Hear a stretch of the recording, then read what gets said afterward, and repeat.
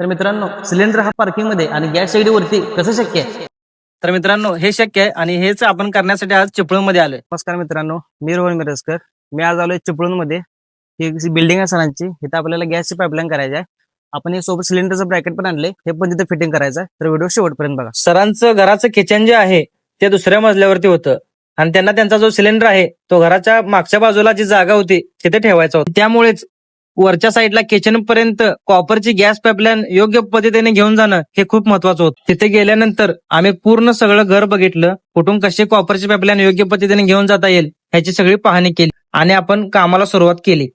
सरांनी आपल्याकडून gas cylinder ठेवायसाठी एक ब्रॅकेट पण आपल्याकडून ऑर्डर केलं होतं आणि ते पण आपण कॉपरची पाईपलाईन झाल्यानंतर फिटिंग करून घेतलं.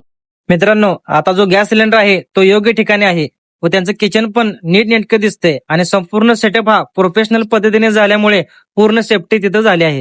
तुम्ही बघू शकताय, आपण हा कॉक तिथं बसवणार आहे, म्हणजे सरांना खाली जाण्याची गरज नाही, तिथूनच त्यांनी ऑन ऑफ करू शकतात.